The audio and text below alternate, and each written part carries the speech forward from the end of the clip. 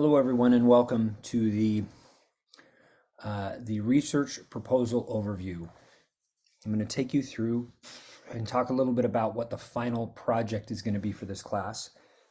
For ERE 220, you have a final project that is a research plan proposal. So your goal is to put together a research plan that's a proposal. You're not actually doing the research.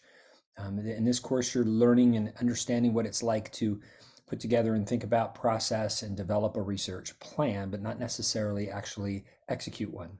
So in this case, you will go from, you'll do the intro work, you'll do a literature review, and you'll do a methods section. And you'll put all those together, and that's your research proposal plan. This course is structured in a way that you're scaffolding all this stuff and building as you go along in your progression.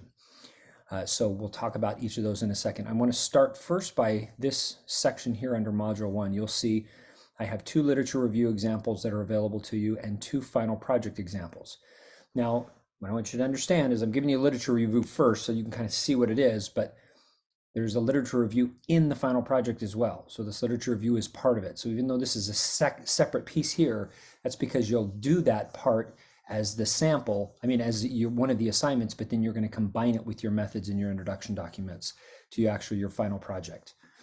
So you'll be able to see a couple of examples. They're not perfect, nothing's perfect, but it's a good idea of what the structure should look like along those lines. Now here is a template. I'm going to show this to you really fast.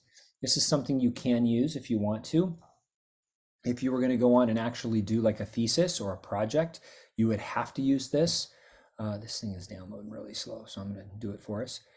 And it goes through and it has just about everything that you would need in it. It has everything from the cover page and abstracts and all the rest of that. So if you want to use that with a table of contents, more than welcome to. Don't need to, it's not required, but you can do it there. Here's your, it has all the sections already set up for you. Here's your introduction, here's the research topics, here's the problem statement, your purpose of your study, which we'll talk about all these things in a minute. What are your research questions? And it has, here's your literature review that you'd have for your chapter 2. And it has a section for your proposed methodology, introduction, participants, instruments, methods, procedures, your data analysis, and then validity of the results. I don't know why that says that. Anyway, it's validity anyway. That's there for you. And you can use that if you want to. I'll show you where that was one more time. This is something that's a format for you that you can use under the modules, that module 1 that you have in here, and it's this chapter template, APA 757. So again, you can use this, you don't have to.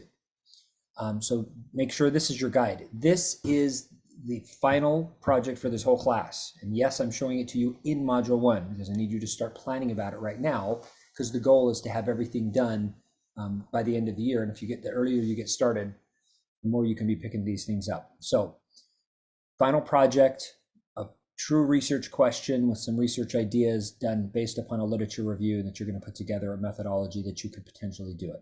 You're not actually conducting the research. You're not actually collecting data. You're not administering surveys. You just keep these things in mind because people get confused sometimes. It's not the purpose of this. So the place to go to look for this is in your syllabus. So I downloaded the syllabus here. And if you go in here, you'll see each one of these things. It starts right here at the research topic, research focus. These are the elements that are going to go into your research paper. And we'll talk about each of these. You'll see pieces that you'll read about each one of these as you go through your weeks together. So you're going to, first of all, like we're starting already, you're going to start with a research topic. That's going to be 3 or 4 paragraphs. You're going to go through and describe what your topic is that you're interested in. I'll give you some feedback along those lines. You're going to include something about reflexivity, which is described here. That's going to be one section and will be included as part of your introduction. The next one is going to be your research problem, which is part of what you're doing as well. We'll talk about that too.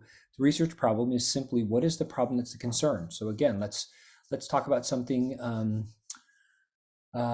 Community schools is a big thing in education as of right now. And community schools are one of those areas. My research topic is going to be, what are some of the effective uses or effective practices around community schools where they're being implemented and actually doing things with students and impacting students' behaviors or academic outcomes. So with community schools, The problem is that we've spent, this isn't a problem, but this is kind of what's the impetus for this. The state of California has invested 4.1 billion dollars in community schools. And I'm not seeing a lot of excitement from some of the superintendents or from some of the districts about the use of the data from that. So, research problem, how is it that can I engage superintendents and the rest to be able to do this? The purpose of my study is to gather information about the perceptions and ideas of community schools from high-level district leaders.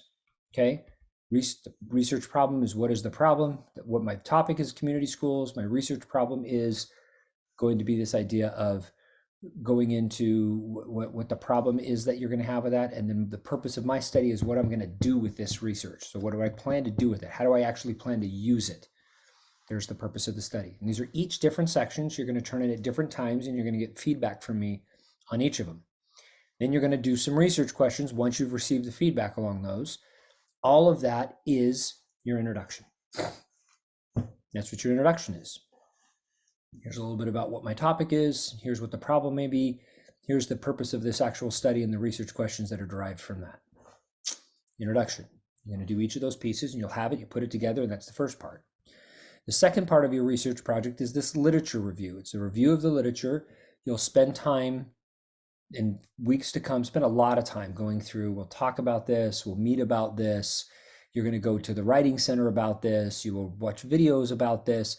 You want to make sure that you spend time and understand how to do it, but it's basically a review of the literature you're finding to support your topic. So if I was doing community schools, I would go in and find 15 articles related to community schools. Now, it could be in a variety of ways. I can talk about community schools and the impacts on the community. I could talk about community schools and how districts have used them. I could review evaluations of community schools. I can look at other research that's been done about administrators in community schools. There's a variety of things that we can do.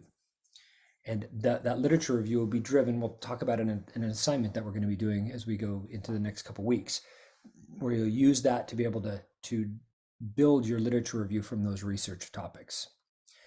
You'll write a literature review, 8 to 10 pages-ish, use APA 7 style. Go to the actual writing center to help with the process as well. That's part 2. It's a separate section. Then the next section, the final section, is this proposed research methodology. Now, this would basically say, okay, if I'm going to do the research, what am I planning to do? What am I planning to do? So you're going to talk about your participants and how many participants you're going to have, where you're going to get them from, why are they relevant, all that kind of stuff. And you're going to talk about instruments. What are you going to measure? So if I was going to go and do this example of collecting data on community schools from high-level administrators, then I would go out and I would say, all right, I need to have 30 administrators, assistant superintendent or above at a district. And my instrument is going to be a survey that I'm going to send to each one of them that's going to have some qualitative data and ask them to be able to respond to that. I'll talk about how I would establish reliability and validity for that instrument. In this instrument, these are subsections. There's going to be a subsection that says participants, subsection that says instruments, subsection that says methods, or this kind of the process that you'd actually use. Then you're going to go through your procedures. Then you're going to talk about how you're going to analyze the data. There's a subsection for each one of these. And then you'll talk about the validity of the results. So you'll see in the examples that they go through this. The one thing that I tend to use also is ethical concerns that may come up with something like this. So as opposed to just doing the validity, a lot of times I like to include another section that talks about the ethical concerns that may be raised with this work. That method section is going to be new and different. We'll talk about it as we get closer, but that's something that you're going to write. That'll be section 3. I will give you feedback on it. List of references would be your 15 references that you put together in APA style. You'll take all these things, put it together into one paper at the very end and submit that. Now, the nice thing about this is it's an iterative process. So each time when you turn it into me, I give you some feedback, you go and address it and get it. So by the time it's turned into me at the end, it should be a really polished paper. Everything should be ready to go, and you're just going to get an A on it. That's the plan. So as I said, you're going to do this. You're going to do your human subject certificate, and then you're going to do an actual presentation, which we'll talk about that later on. Okay, so don't stress about that now. But this is what the research project is. You need to take time. You need to think through it. Now, if you happen to be in a class where you plan to do a final project, meaning that you're going to go from this class onto another class and actually conduct the research so you can finish your master's program, please connect with me so that way I can talk to you about what that looks like, because you need to go through some different processes to make sure that you're ready to go for that next class. Most of us in this are simply taking this to learn about research methods, so you can simply go through and do this process. If you have questions, come to my weekly Q&As, and we will talk to you soon.